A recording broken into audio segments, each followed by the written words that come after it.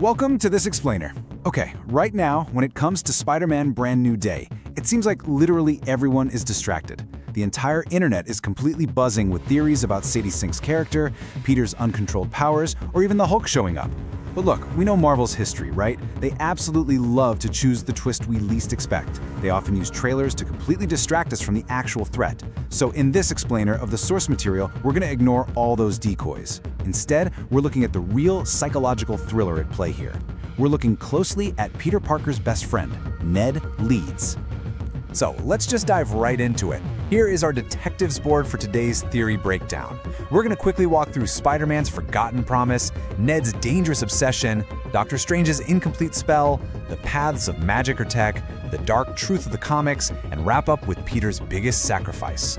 We are mapping out the exact heartbreaking path of how a loyal best friend could actually transform into a highly dangerous enemy. Section 1. Spider-Man's forgotten promise. We're starting right at the inciting incident. Now consider the tragic irony of this exact moment. If you remember, back in the Spider-Man trilogy, Ned was Peter's biggest support system. But in No Way Home, when the alternate universe Spider-Man revealed that their best friends eventually tried to kill them, Ned immediately looked at Tom Holland's Peter and made a vow. He said, "I promise I will never become your enemy." The massive problem here? You can only keep a promise if you actually remember making it. At the end of No Way Home, Doctor Strange cast a spell that totally erased Peter Parker from everyone's memory, and that obviously includes Ned. Visually, Marvel is already dropping massive hints. Look closely at the trailer. Ned is wearing a yellow jacket that perfectly matches the Hobgoblin color palette. You add that to the unused concept art showing Ned on a Green Goblin glider, and honestly, the writing is on the wall. And this brilliantly illustrates what Marvel is doing right in front of our faces. Just look at this list of confirmed heavy hitters that are heavily focused on in the trailers and the posters. We've got Hulk, Punisher, Tombstone, Boomerang, Tarantula, Ramrod, Scorpion, and the Hand. Marvel uses these major, flashy names as a massive distraction from the deeply personal threat that's quietly brewing in the background.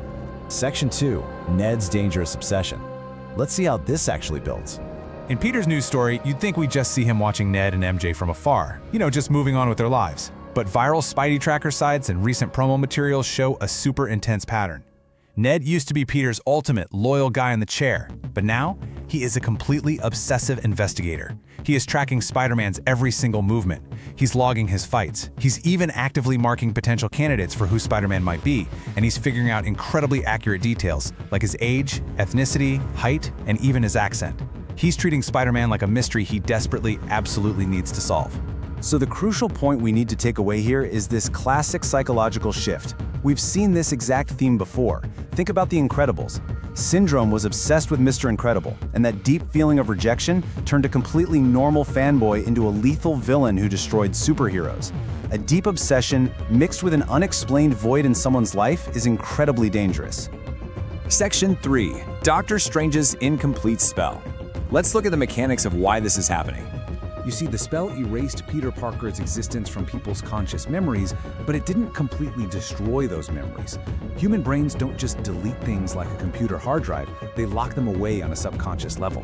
So for Ned, there's this massive gaping emptiness. He feels like his life is fine, but there's a clear missing piece. It's a familiarity that gets pushed through via dreams or déjà vu, a sense of someone he was strongly attached to.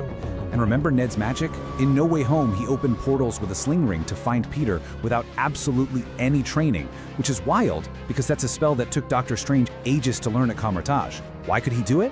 Because it was tied directly to his belief and his genuine emotional connection to his best friend. Now that Peter is wiped from his conscious brain, that emotional magical energy desperately needs an outlet. His subconscious is basically trying to fill that empty space with his new Spider-Man obsession. Section 4. Magic or tech? Two paths. How exactly does he act on this? When a guy with natural magical talent and a literal volcano of suppressed memories goes looking for answers, he definitely doesn't go to a normal therapist. Will he rely on his raw emotional ability to open portals and dive headfirst into the mystical world? Or will he use his MIT-level intellect, the exact same intellect that successfully hacked Stark Tech back in Homecoming? Both of these avenues are incredibly dangerous. If he takes the magic route to Kamar-Taj or the Sanctum Sanctorum, he is messing with forbidden spells. Strange's spell was a multiversal patch. If an inexperienced sorcerer like Ned tries to tear that patch open just to get his memories back, it could literally fry his brain with scattered emotions. Or worse, you could even pull in the memories of a Hobgoblin variant from an entirely different universe. On the flip side, the tech route leaves him incredibly vulnerable to scientific manipulation. And if he goes down that tech path, he becomes the absolutely perfect target for the Jackal. Now, the Jackal is heavily rumored to be the main mastermind villain of Brand New Day. He's a brilliant, twisted scientist who specifically targets those close to Spider-Man just to play psychological games and completely destroy Peter's life. So if Ned is manipulated by the Jackal, or if a magic spell backfires horribly, we are looking at a terrifying split personality scenario. Just like Norman Osborn, we could easily get a situation where the public sees the sweet, friendly Ned they all know, but in private, he is the rage-filled Hobgoblin.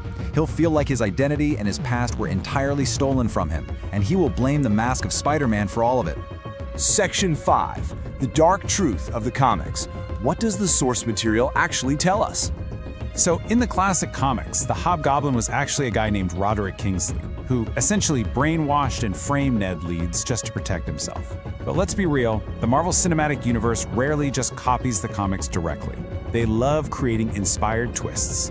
So instead of just being framed this time, the MCU will likely make Ned genuinely become the actual threat. And this perfectly illustrates how they could do it by merging existing storylines. Think about it. Baron Mordo is still out there, actively targeting sorcerers. He could very easily spot Ned's raw talent. Mordo can manipulate Ned, perhaps using the World of God magic book from the Sanctum Sanctorum to completely rewrite reality. They could even mix the whole Goblin legacy with actual demons and magic, pulling directly from the Demogoblin comic track. It's quite literally the perfect psychological trap. Section 6, Peter's biggest sacrifice. Let's move to the devastating emotional climax of this entire theory. Peter made the absolute ultimate sacrifice in No Way Home, right? He gave up his entire life just so his friends would be safe. But look at trailer 2.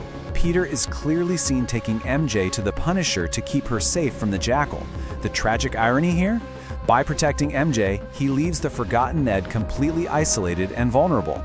That exact sacrifice is what indirectly turns his best friend into his absolute worst nightmare. I mean, just imagine the emotional earthquake when Peter finally realizes that the terrifying Hobgoblin behind the mask isn't some random criminal, but his best friend, Ned.